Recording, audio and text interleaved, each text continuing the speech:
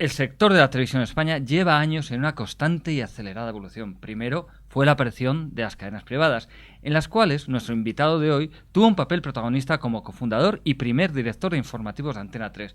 Después llegaron la irrupción de la TDT, la desaparición de la publicidad de televisión española y posteriormente las fusiones hasta llegar a la actual situación de un mercado dominado por dos grandes operadores, Atresmedia y Mediaset.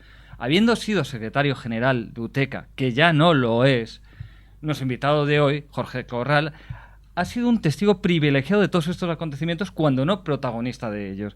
Fue secretario general de UTECA, de la Asociación de Empresas Privadas de Televisión, durante 11 largos años, pero ya no. Y hoy nos visita en Periodista Digital. Muchísimas gracias por venir a Periodista Digital. De nada, por Dios, encantado. Bueno, don Jorge, hemos dicho que usted fue el cofundador de Antena 3 junto a Manuel Martín Ferrán, fue el primer director de informativos, y antes de empezar esa entrevista hemos incluso hablado un poco de cómo era aquella época. Cuéntenoslo delante de la cámara. ¿Cómo fueron aquellos inicios de la televisión privada y de Antena 3 en concreto? Pues hombre, fueron muy ilusionantes, porque si un periodista tiene la fortuna de ejercer de periodismo en una dictadura, luego ejercer de periodista en una transición hacia la democracia, ejercer de periodista en las constituyentes, ejercer de periodista en los avatares de el incipiente sistema político democrático español, y luego además tiene la fortuna de trabajar en muchos medios y uno de ellos contribuir a su fundación, pues en fin, yo creo que eso es para un periodista es una hermosa aventura. ¿Cómo fue los tiempos de Antena 3? Pues fueron fantásticos. En fin, tuvimos a un aglutinante que era Manuel Martín Ferrán, que era pues un personaje de esos irrepetibles, creador de programas de radio, de formatos de programas de televisión, de periódicos, y la fundación de Antena 3 tenía muchos retos.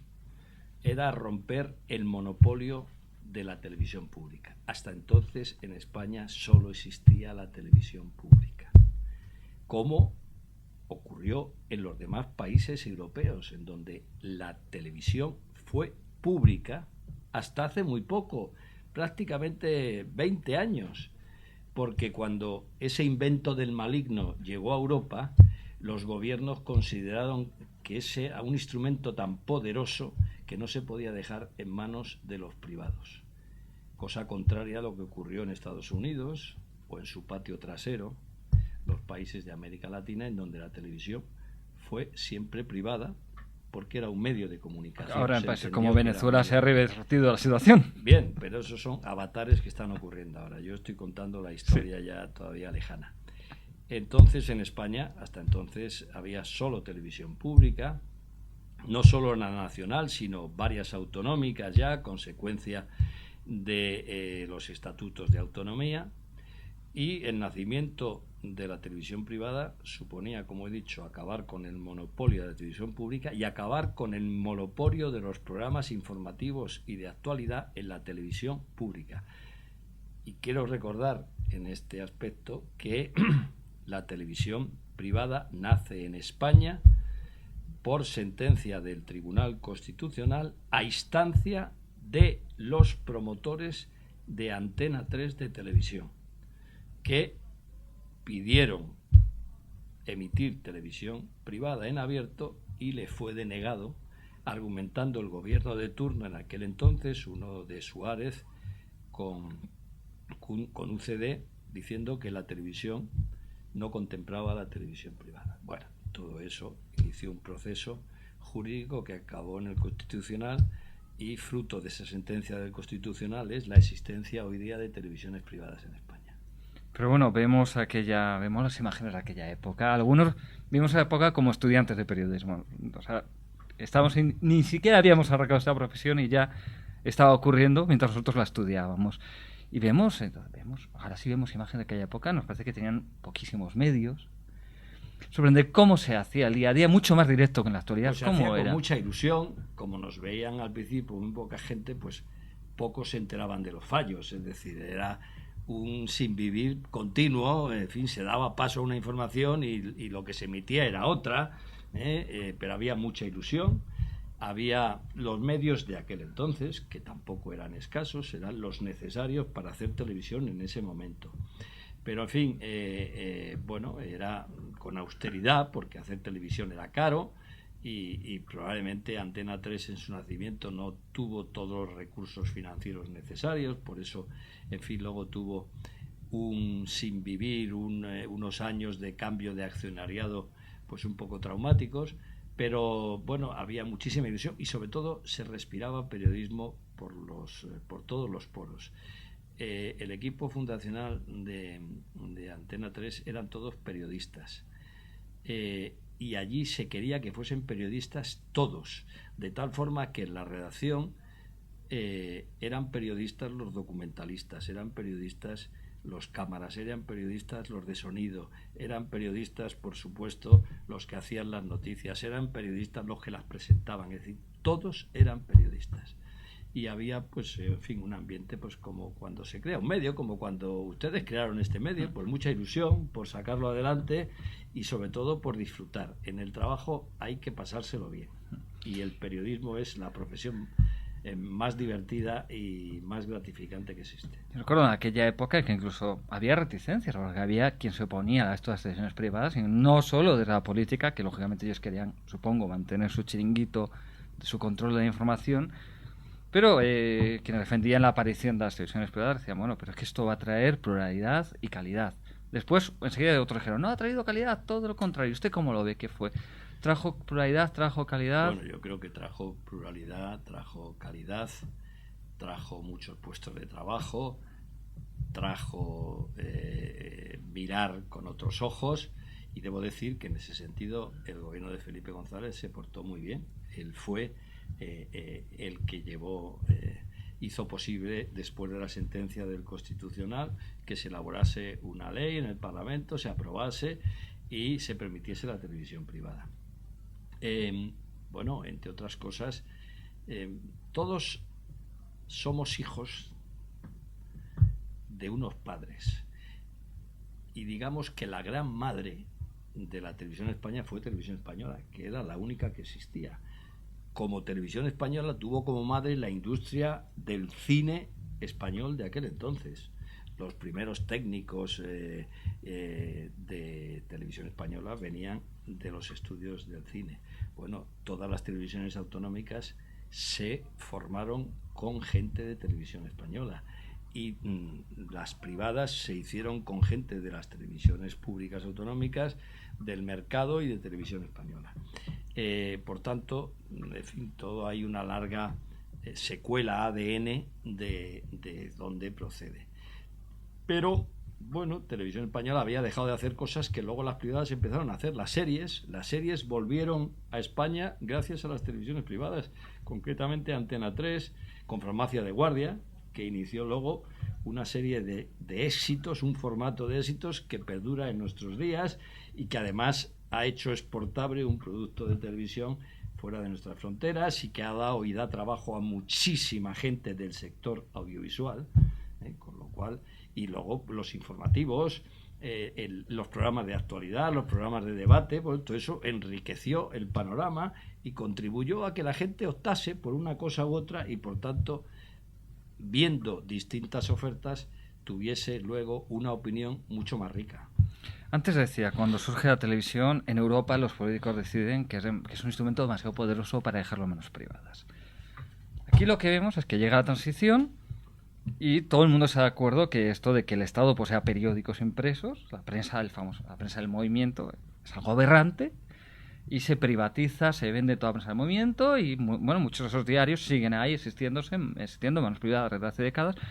Nadie aceptaría que hubiera un gran periódico en manos estatales. Sin embargo, ¿por qué aceptamos con tanta naturalidad que otro medio como la televisión sí esté en manos estatales? Pues es una buena pregunta. En este país somos muy papanatas en muchas cosas, y ahora yo creo que se defiende la televisión pública porque crea puestos de trabajo, y los primeros que salen a manifestarse son nuestros propios compañeros cuando se cierra una televisión insostenible económicamente como era la valenciana. Curiosamente, nosotros somos un país con muchísimas televisiones públicas el país del mundo con más televisiones públicas, pero en donde ninguna de ellas es televisión pública. ¿Por qué no son televisiones públicas? Pues son televisiones de partido, del gobierno de turno, que solo son públicas de verdad durante los 15 días de las campañas electorales, en donde ya sometidos a unos preceptos que regula y que verifica la Comisión Electoral Central, da juego a todas las ofertas políticas. En cuanto pasan esos 15 días, el resto de legislatura suelen ser televisiones de gobierno. Por tanto, de públicas no tienen nada más que la financiación. Dicho eso, ¿se justifican las televisiones públicas? Bueno, yo lo he dicho muchas veces. Yo no soy partidario de los medios públicos, ni las televisiones ni las radios públicas, que hay muchísimas radios públicas, porque todas las comunidades autónomas han creado sus entes audiovisuales, verdaderos monstruos que cuestan al erario público y por tanto al contribuyente muchísimo dinero, y que además compiten deslealmente con los medios privados de comunicación. Bien, dicho esto, yo solo justificaría la televisión pública nacional mientras este país tenga el tremendo problema de secesionismo que tiene, puesto que considero la televisión española, me gustaría que fuese vertebradora y defensora de la unidad de España, y mientras haya televisiones clarísimamente como la televisión pública catalana, en general todos los medios de la famosa corporación, la Corpo, como la llaman, que están jugando abiertamente al independentismo y a la secesión. Es decir, la televisión pública en Cataluña es un instrumento más del gobierno del señor Mas para la vía secesionista. Bueno, eso es otra demostración palpable de que no es una televisión pública, es decir, que no atiende el sentimiento plural de del ciudadano catalán, sino solo la de los independentistas. ¿Pero realmente Televisión Española está cumpliendo esa función vertebradora? Bueno, yo tengo mis dudas. Yo, de hecho, escribí un artículo hace unas semanas que me consta que, en fin, que tuvo pues lectura preocupante donde tenía que tener, porque yo decía que Televisión Española, en ese momento, yo creo que ahora ha rectificado, no como consecuencia, por supuesto, de mi artículo, sino, en fin, porque ya había muchas voces en contra. En aquel momento estaba alentando inconscientemente el secesionismo en Cataluña, y eso en una televisión nacional es peligrosísimo. Yo contaba el ejemplo de que la BBC desmontó las mentiras de los independentistas escoceses, pues haciendo un periodista de verdad una entrevista rigurosa a el responsable de la línea independentista en Escocia, y llevándole pues hasta ponerle la verdad de frente y descubrirle las mentiras. Y en ese momento el índice de independentistas bajó radicalmente. Es decir, la BBC jugó su papel. Eso Televisión Española yo creo que todavía no lo está jugando. Y hablando de Televisión Española, usted sí que estaba en UTECA en aquella época, cuando el gobierno de Zapatero decide eliminar la publicidad de Televisión Española. Esto es una petición, lógicamente, de las televisiones comerciales, televisiones privadas. Dio la impresión de que aceptó de un modo muy... sin ningún tipo de resistencia. ¿Cómo consiguieron que aceptara de un modo tan aparentemente fácil? Bueno, vamos a ver. UTECA se creó, y fue una idea mía que impulsaron luego los dos presidentes que tenía en aquel entonces Telecinco y Antena 3, Alejandro Echevarría por parte de Telecinco y José María Mas Millet, en aquel entonces presidente de Antena 3, porque la idea era anterior, pero quien en ese momento regía los intereses de Antena 3 no consideró procedente el crear esa asociación, y se creó para defender los intereses de la televisión privada, puesto que hasta aquel entonces la televisión privada era la invitada de piedra en un sector audiovisual dominado por las televisiones públicas, que, como he dicho, son de gobierno de turno. Y lo que empezamos fue, pues, en fin, hacer papeles, a dotarnos de documentos jurídicos que permitiesen ir cambiando el sector. Cuando nace la televisión privada en España como consecuencia de esa sentencia del Constitucional que he dicho, pues sale con muchas cautelas, con muchos miedos. El legislador es muy miedoso en abrir la televisión al sector privado. Y prueba de ello es que hace una ley general audiovisual, en fin, en donde el accionista mayoritario de una televisión solo puede tener el 25%, con lo cual convierte en difíciles de gobernar a las televisiones. Una empresa en donde el accionista mayoritario solo puede tener el 25%, pues es difícil de gestionar. Y luego una serie de cortapisas más que no se podían vender la licencia, no se podían traspasar, teníamos unas limitaciones de publicidad, en fin, desconocidas hasta entonces, y todo eso lo que movía a UTECA es a ir moviendo poco a poco la voluntad del legislador y del ejecutivo para, en fin, hacerles ver que el sector audiovisual español tenía que evolucionar, tenía que ser fuerte y que tenía una baza para, con el idioma español como herramienta, poder evitar la colonización e irnos fuera y poder ir a otros países con un know-how importante. Bueno, fruto de todos esos años, pues fue, en fin, la evolución de las leyes y permitir que un sector que antes, en fin, estaba muy constreñido, pues que ahora un propietario pueda tener el 100% de una empresa, que pueda vender su licencia, muchas cosas. Y luego quedaba el problema de la publicidad. Yo siempre he defendido, no solo en el seno de UTECA, que funcionaba perfectamente porque había unidad de criterio y sobre todo una unidad de acción fantástica, era en ese sentido una gran patronal del sector audiovisual privado. Siempre hemos defendido que las televisiones públicas tenían que financiarse exclusivamente con recursos públicos, los necesarios, pero con recursos públicos. Y luego, por supuesto, con un buen control de esos recursos. Y que la publicidad tenía que ser exclusivamente para los medios de comunicación privados, prensa, en formato papel, en formato digital, radio y televisión. Es decir, la publicidad no es una aberración que sea para los medios públicos.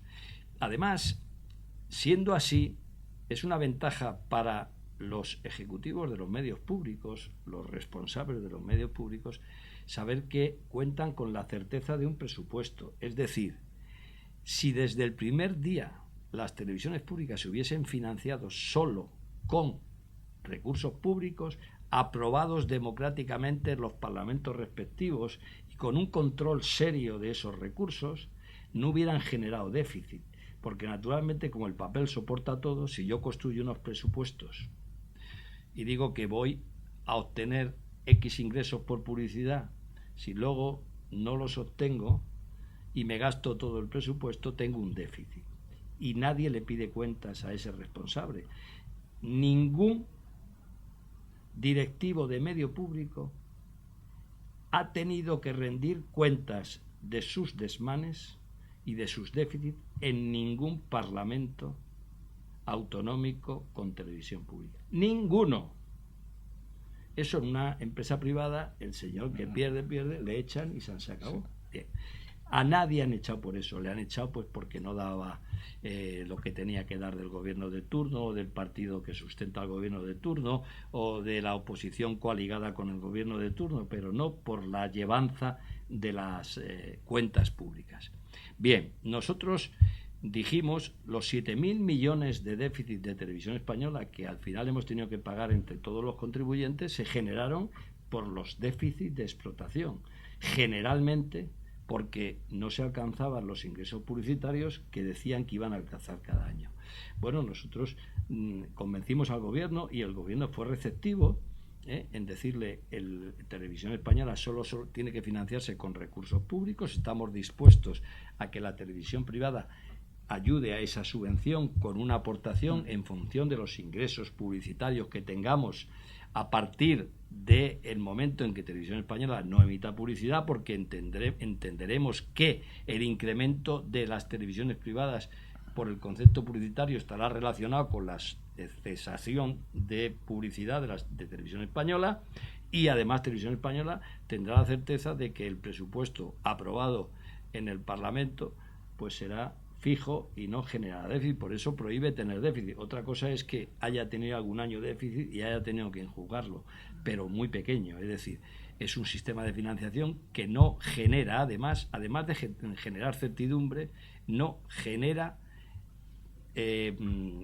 competencia desleal hacia el sector privado. Pero bueno, cuénteme un poco de la intrahistoria, o sea, porque bueno, esto es a grandes rasgos, pero después, al estar metida la política, al final siempre hay intereses, posturas. ¿Con qué apoyos contaron dentro del gobierno y de su partido? Y porque también hubo personajes incluso dentro del círculo de Zapatero pues que se oponían. ¿Quiénes estaban a favor? ¿Quiénes estaban en contra? Vamos a ver. Yo debo decir que el gobierno Zapatero fue muy receptivo a nuestras propuestas. Aunque formalmente el control de la televisión privada corresponde al Ministerio de Industria, todos los gobiernos del Partido Popular o del Partido Socialista han designado a la vicepresidencia del gobierno como los interlocutores políticos de las televisiones.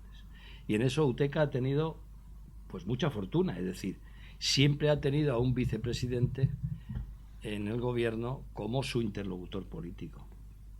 Bueno, en esa etapa era la vicepresidenta María Teresa Fernández de la Vega, que fue muy receptiva y que entendió nuestros argumentos y que, bueno, fueron negociaciones duras en donde, naturalmente, pues al final, aceptado el concepto, pues lo que se trataba es cuánto tienen que aportar las televisiones privadas para financiar la televisión española.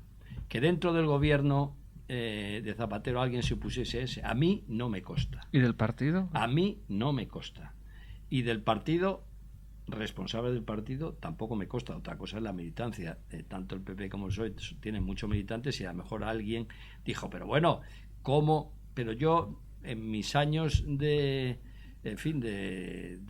vida profesional en UTECA, nadie me dijo, eso es un despropósito. Pero, por ejemplo, una de las personas claves en toda la estrategia de comunicación de Zapatero era Miguel Barroso. Bueno, pero eso es otra cosa, vamos a ver, eso es otra cosa. Yo jamás me reuní con Miguel Barroso, o sea, yo me reunía con los responsables del gobierno, secretario de Estado de la SEPSI, la Secretaría de Estado de Telecomunicaciones y para la Sociedad de Información, y con vicepresidencia del gobierno para estos asuntos. Pero se ha dicho, y yo no lo voy a desmentir, que Zapatero, cuando era diputado, tenía un grupo de amigos y que esos amigos luego, cuando fue presidente, pues seguían jugando con él al tenis o al pádel, no sé a qué era, ¿no? Baloncesto, creo que era el deporte favorito. Sí. O baloncesto. Bueno, en fin, una pelota. Y puede ser, hombre, en fin, luego apareció La Sexta y se abrió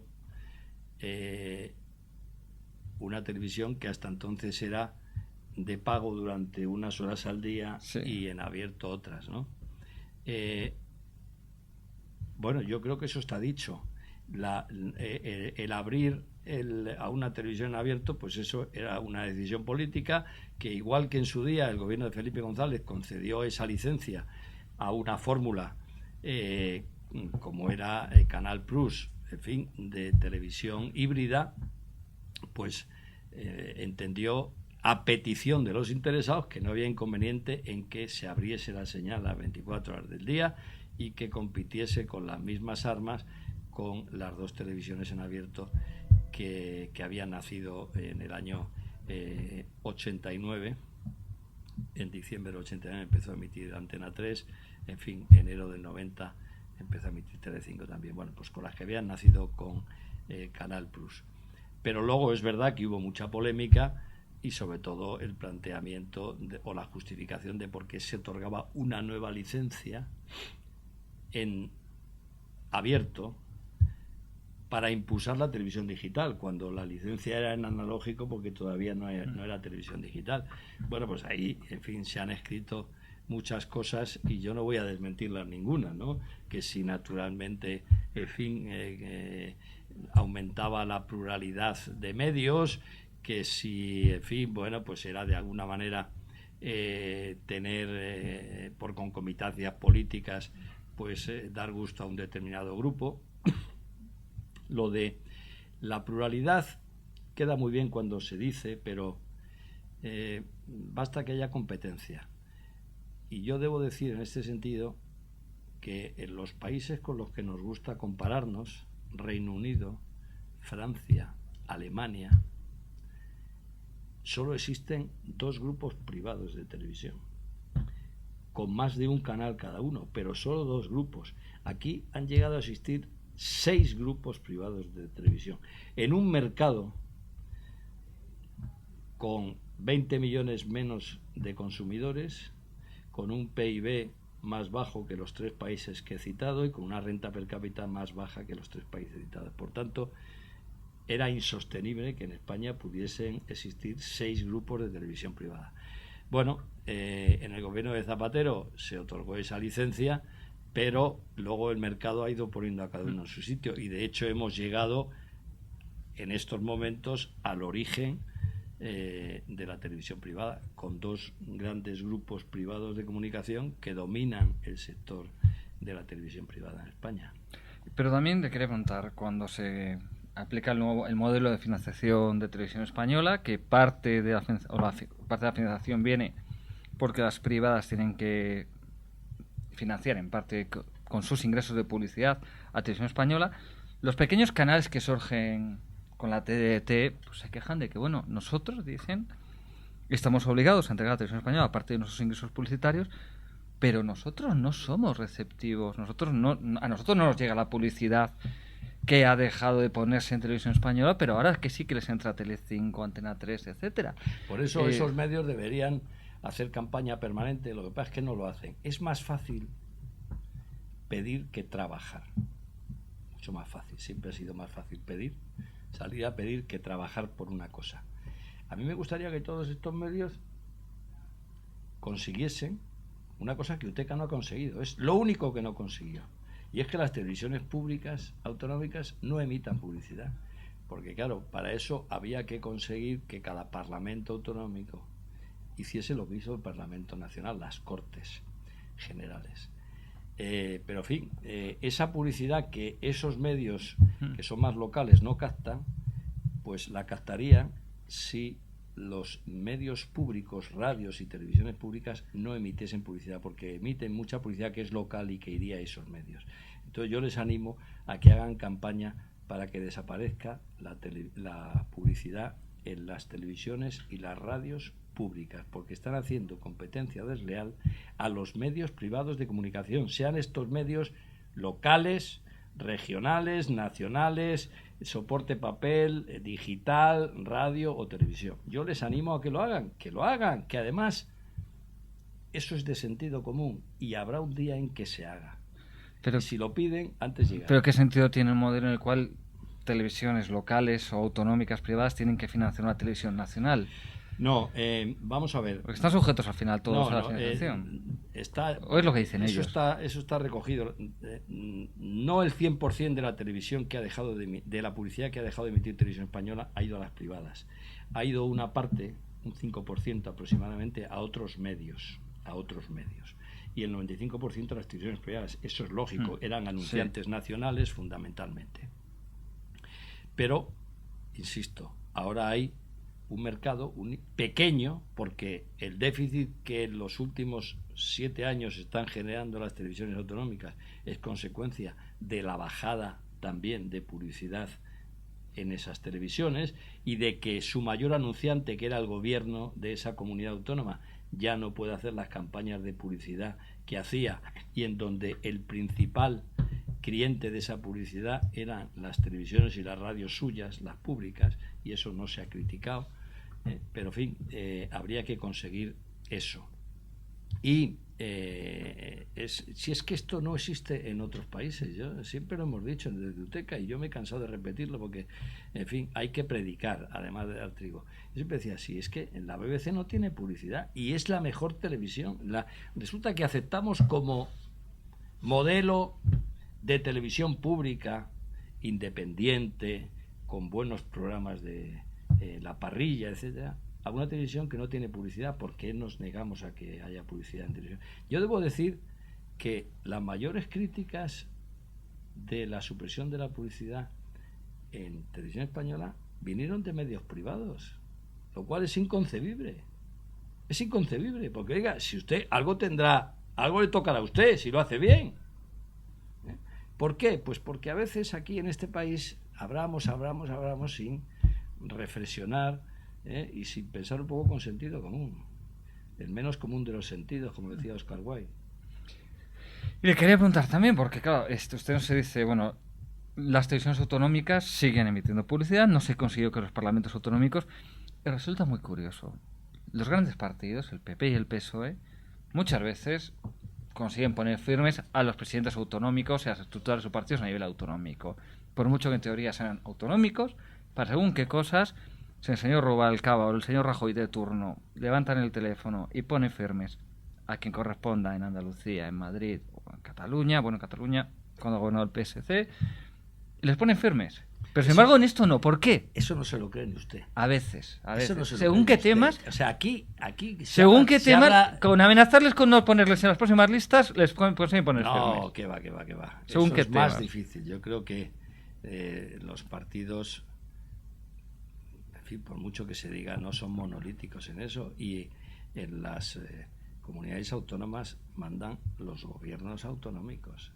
Es verdad que la mayoría son del PP y del PSOE, pero el PSOE pudo hacer lo que hizo en televisión española. Hay declaraciones, no hay nada como ir a las hemerotecas. Las hemerotecas son fantásticas para desnudar a uno y ponerle en ridículo. Y Zapatero exhortaba, cuando se aprobó eso, exhortaba a que se siguiese ese ejemplo en las comunidades autónomas. No fue capaz de ponerlo en marcha, bueno, en Andalucía, donde llevan gobernando desde la noche de los tiempos.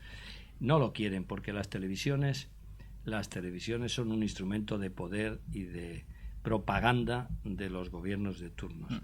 Entonces, eso de prescindir de unos ingresitos y de jugar a que ellos son televisiones como las comerciales y que tal, y que hay que tener un departamento comercial con muchos enchufados y paniaguaos junto a gente muy competente, pues eso queda muy bien. Claro, si suprimes la publicidad, hay que suprimir a todos los comerciales y a todos los departamentos comerciales de las televisiones autonómicas, y eso conlleva pues un gasto político, y no quieren hacer eso. No solo eso, o sea, no quieren hacer eso. Yo he hablado con personas de extranjero que dicen, bueno, yo no entiendo cómo aquí tenemos gente que trata con medios, en los gobiernos, o sea, que hay corresponsales de televisiones de España para aburrir. No entienden que una televisión autonómica tenga un corresponsal en Oriente Medio, otro en Israel, otro en Estados Unidos, otro... Claro, en eso hay un sucedido, no una anécdota, un sucedido.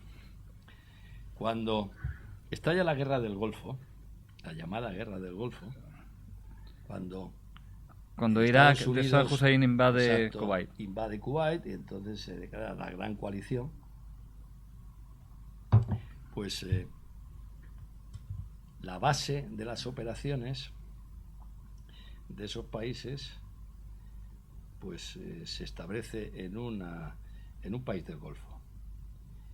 Y de repente el corresponsal de una televisión norteamericana hace una crónica diciendo que hay algo que no alcanza a entender, que justificará que España sea el país con más televisiones representadas en el conflicto de la guerra del Golfo. Es decir, había más corresponsales de televisiones españolas que la totalidad de los corresponsales de otros países, hasta el punto de que para hacer el uplink, es decir, la subida al satélite de las crónicas, había una verdadera subasta para ver quién pagaba más, porque enseguida se dieron cuenta, claro, las empresas que que daban ese servicio y cobraban unas cantidades tremendas porque naturalmente había puja y competencia entre las propias televisiones públicas españolas por adelantarse en la cola para poder enviar la crónica a su destino. Pero no solo eso. Estando en Atlanta, en la sede de la CNN, me contaba Ted Turner que había tenido un problema de liquidez por la compra en aquel entonces, estoy hablando del año 90-91, la compra de la Metro-Goldwyn-Mayer, y que sus asesores financieros le habían recomendado pues desinvertir en algunos sitios, y que había decidido desinvertir en un hotel que hay en la sede de la CNN, que es un complejo de edificios con una cúpula unida que une todos los edificios. Y me dijo, pero mire usted, yo no sé qué pasó en España, que de la noche a la mañana los 7.000 dólares, que me pagaban por una película de serie A, pasaron a ser no 7.000, sino 70.000. Bueno, lo que pasó es que las televisiones de la Forta, las televisiones públicas autonómicas, pujaban contra Televisión Española, es decir, dinero público contra dinero público, para pagar más por derechos de emisión de películas norteamericanas. De tal forma que España durante muchísimos años, y cuando digo muchísimos son más de 10 años, fue el verdadero Eldorado de las majors norteamericanas, es decir, donde más cobraban por películas era en España, porque se pagaba con dinero público, se pujaba entre los dineros públicos de las televisiones autonómicas y los dineros públicos de Televisión Española, de tal forma que hacían competencia desleal a las privadas, de que si no pagaban más se quedaban sin películas. Y por eso el mejor cine norteamericano, y esto Chávez siendo presidente de de Andalucía, metió un día con periodistas, hablando con periodistas, pues se le fue la boca, se calentó y dijo, porque yo que soy amante del cine norteamericano, el mejor cine norteamericano se ve en Canal Sur. Entonces hubo un periodista, no diré quién, conocido, y dijo, pero presidente, ¿es que la misión de Canal Sur es dar cine norteamericano? Y claro, el otro, pues se le inflamaron los carrillos y se tuvo que callar. A lo mejor para él sí era, en el fondo sí, para que él viera pero el cine que le gusta. El mandato fundacional de Canal Sur es para potenciar lo propio, como todas las televisiones autonómicas, lo propio, lo cercano, lo que tenemos, difundir la información del territorio, que nadie se quede sin voz en este territorio. Camelos, todos son camelos, todos tienen al final corresponsales en la guerra del Golfo y en Bruselas, y compran cine norteamericano y sin embargo no favorecen al cine español. Y bueno, y pasemos de nuevo, volvamos a las TDTs, esas TDTs que pasan por momentos difíciles, muchas de ellas, muchas han terminado el cierre, con algunas empresas muy destacadas que han ido fracaso tras fracaso hacia la derrota final, que diría alguno. Bueno, el mundo de la TDT ha acabado en un submundo de echadoras de cartas, de adivinos de todo pelaje, Call TV, concursos absurdos de oro parece plátano es, hay adivinado pronto, hay gente que dice un toro. Bueno, ¿cómo hemos llegado a este punto tan absurdo? ¿Quién es el culpable? Si es que hay un culpable, y es que no se puede prever. Pues eso es la demagogia, el culpable es la demagogia. Pero Uteca también lo dijo. Uteca no es que fuese muy lista, pero era la más lista de la clase, no tenga ninguna duda. Y Uteca se opuso a esto de café para todos y dijo que la TDT, tal y como estaba concebida, iba a ser un despropósito, iba a empeorar la calidad de la programación y iba a acabar en echadores de cartas y en estas cosas que vemos ahora, porque es que no hay mercado. Es decir, vamos a ver, aquel que piense que la televisión privada es independiente del mercado, pues es que no está en sus cabales. O sea, ese señor hay que meterle en el manicomio, si es que todavía existen los manicomios. Es decir, es el mercado quien regula estas cosas. Y si no hay mercado, masa crítica de mercado publicitario para sostener 200 canales de TDT, pues entonces la mayoría morirá por inanición, que es lo que ha pasado, por inanición. Y entre la inanición y el pirateo, porque en España todavía sigue habiendo canales piratas analógicos, ¿eh? Y empieza a haber canales piratas en digital. ¿Por qué? Pues porque como somos un país que damos clases de democracia a las democracias más avanzadas y más antiguas, a Estados Unidos, tal, pues cuando un señor empieza a emitir ilegalmente, ocupando un espectro radioeléctrico que es propiedad del Estado y que el Estado solo puede conceder previo concurso, cuando lo ocupa ilegalmente, digo, y alguien va a cerrarlo, se arma la marimorena diciendo que la libertad de expresión, que patapín, que, o sea, hacer demagogia. Bueno, eso, ¿sabe usted cómo van en Estados Unidos y en el Reino Unido los responsables de la vigilancia del espectro? Van con un hacha. Y una vez que localizan de dónde sale una señal ilegal, insisto, señal que use espectro radioeléctrico, que es público, lo primero que hacen con el hacha es tirar la puerta abajo y cortar la señal, porque es ilegal, es que es ilegal. Bueno, pero hablando de echadores de cartas y concursos absurdos, Call TV y teletiendas cada día más absurdas, eso también se produce en las grandes cadenas que están en Uteca. Es que también vemos que en Telecinco, en Antena 3 o en La Sexta hay señoras que dicen, y a partir de tal hora yo te leo el tarot, y a partir de tal hora yo te adivino tu futuro, y otro señor que, bueno, llámame y yo te cuento cómo te va a ser el amor, cómo te va a ir en el Sí, amor. estoy totalmente de acuerdo. A mí eso me produce pues mucha pena, pero también es consecuencia del mercado, es decir, no hay recursos económicos suficientes para emitir una programación, digamos, decente en todos los canales, con lo cual se ven obligados a, durante unas horas, en determinados canales, recurrir a este subproducto que a mí me produce rubor y pena. Es decir, es verdad. ¿Emiten dentro de la ley? Sí, pero desgraciadamente pues eso no es emitir, es decir, eso es una, en fin, pudiendo emitir otras cosas, pero claro, otras cosas cuestan dinero. No hay mercado. Y luego tenemos que ser conscientes de que ha coincidido todo este boom de señales con la crisis económica y la caída del mercado publicitario. O sea, yo confío en que si se recupera el consumo y como consecuencia de la recuperación del consumo aumenta la publicidad para todos los medios privados, pues veamos, pues en fin, que esos canales dejan de emitir esas cosas, que ustedes pueden crecer más, que la prensa de papel puede crecer más. Es decir, aquí estamos esperando todos los que creemos en la libertad de prensa, estamos esperando que aumente el consumo para que aumente la publicidad.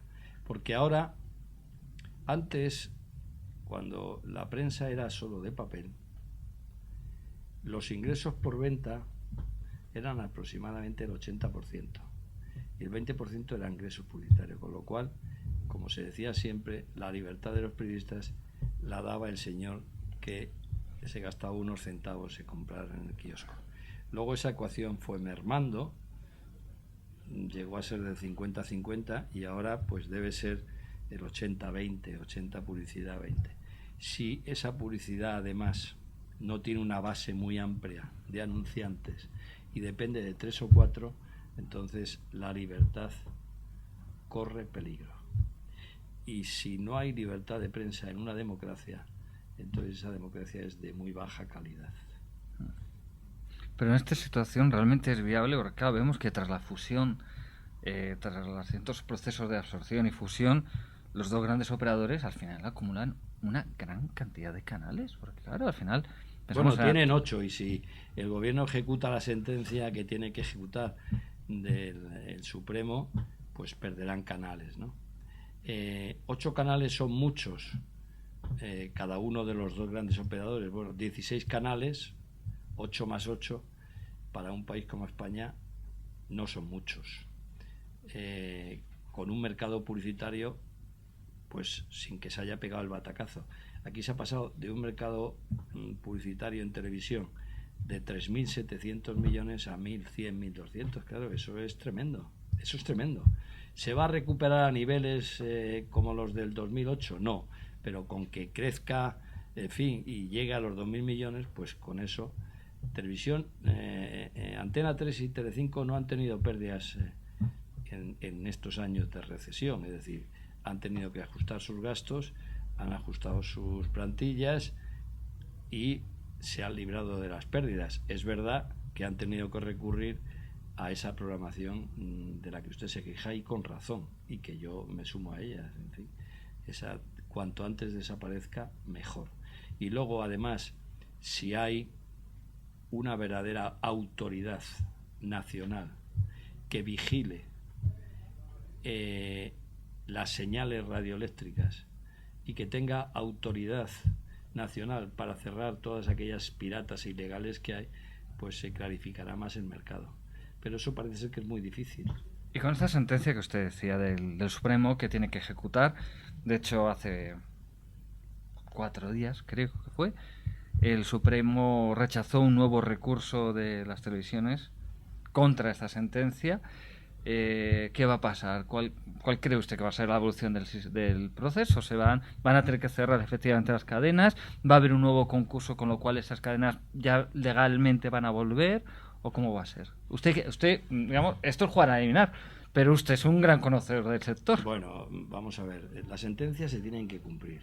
Y aunque es verdad que los más incumplidores son los gobiernos, y en fin, podemos hablar de las sentencias incumplidas en Cataluña sobre el bilingüismo y la enseñanza también en castellano, o las sentencias del gobierno central, esta de la que usted me habla. Las sentencias al final se cumplen y se tienen que cumplir. Y lo que tiene que haber después o durante la ejecución de la sentencia, pues negociar y llegar a acuerdos. Yo estoy seguro que el gobierno al final esa sentencia la va a cumplir, va a recuperar ese espectro radioeléctrico, y luego, de común acuerdo con el sector, lo más probable es que se convoque un concurso y se concedan, si no los 9 canales que se suprimen, pues al menos 2 o 3, y que, en fin, eso, como todos los concursos, pues se otorgue la licencia al mejor postor en función de cómo sea. El gobierno puede, y no me extrañaría, que optase por el modelo de subasta, como se ha hecho en otros países, es decir, oiga, estas son las condiciones, el que más ofrezca se queda con él, ¿no? Que supone unos ingresos para el erario público. Pero en fin, yo creo que eso es lo que va a ocurrir. Y bueno, ya una última cuestión para terminar. Antes hemos hablado mucho de la televisión pública, de televisión española, y a pesar de que el nuevo sistema obliga a los gestores a ajustar los presupuestos a lo que va a ocurrir, lo que vemos es que sigue siendo una empresa deficitaria, con una plantilla, yo creo que poca gente puede poner en duda, sobredimensionada. ¿Está empezando a ser viable o sigue siendo inviable Televisión Española? Vamos a ver, todas las televisiones públicas tienen más plantilla de la necesaria, y si se compara con las televisiones privadas, no hay parangón. Por tanto, también en Televisión Española, a pesar del ERE monstruoso, carente de sentido, cuando digo carente de sentido es que no se puede cortar y decir los mayores de 50 años a la calle, oiga, se está quitando usted el talento, la experiencia. Es decir, usted puede colocar un número, pero luego, como el jamón, entreverado, que es lo bueno. Sí. Bien, eso no se hizo y se perdió mucho talento. Probablemente se ha ido. Todas las empresas públicas, los especialistas dicen que una empresa pública, si entrase un espeleólogo, sería capaz de definir las distintas etapas y los distintos gobiernos que ha habido en función de las capas que hay de personal, ¿no? Porque cada uno que llega coloca a su gente, y esa gente luego una parte de ella se queda, otra se va, pero una parte se queda, y se queda en puestos que no son productivos, ¿no? Por tanto, en todas las televisiones públicas sobra gente. En el caso de Televisión Española, quien contribuye más a su financiación son las compañías telefónicas, que eso está en la ley y que, en fin, lo empezaron a hacer los franceses y a nosotros nos pareció una buena idea y por eso negociamos con el gobierno que entrasen a financiar las televisiones. Las compañías telefónicas que ofrecen televisiones en su oferta comercial. Es decir, aquella que no ofrece televisión no tiene que subvencionar a la televisión española, pero quien ofrece canales de televisión, pues es una televisión más y por tanto, igual que pagamos las privadas, tienen que pagar ellos. Eso a las compañías telefónicas les sentó muy mal, pero en fin, han tenido que aceptarlo, ¿no? Porque a nadie amarga un dulce. Y al final, pues es como si están... Creo que alguna compañía dejó de ofrecer servicios. Bueno, bien, igual que no esto es como el cuenta. cine. Esto es como la subvención del cine español. Una televisión tiene que subvencionar al cine español si emite películas con una determinada antigüedad, o sea, menos de 7 años, me parece que es ahora. Bueno, algunas televisiones han optado por emitir películas antiguas y por tanto no incurrir en la obligación de subvencionar al cine español. Las grandes financiadoras del cine español son las televisiones privadas. Pero bueno, si te parece, volvemos a la situación de televisión española. Me estaba explicando usted la financiación. Entonces, ¿qué va a pasar con esa televisión? ¿Es viable o no es viable? ¿Qué? Yo creo que, por lo que he dicho, yo creo que sí es viable, pero bueno, habrá que reconducir todavía más las cuentas. Yo creo que ahora está mejor gestionada la televisión española, desde que tiene este modelo está mejor financiada. Yo no tengo ninguna duda y además contar con 1.100 millones de euros de presupuesto son muchos millones, con eso se puede hacer una excelente televisión y una televisión de verdad pública con programas de interés. Hay determinados programas que no son para las televisiones públicas, son para las privadas, y hay determinados programas que son de televisión pública y no de privada. ¿Por qué? Cuando una televisión, que esa es otra de las ventajas que no me cansaré de repetir y que sin embargo debo decir que no tengo un coro detrás aplaudiéndome, una de las ventajas de la televisión pública sin publicidad es que no tiene que regirse por la dictadura de la audiencia. No necesita. La audiencia, Sofres, o como se llame ahora, es una herramienta para entregar al mercado y en función de los que me ven, que el anunciante me pague más o menos.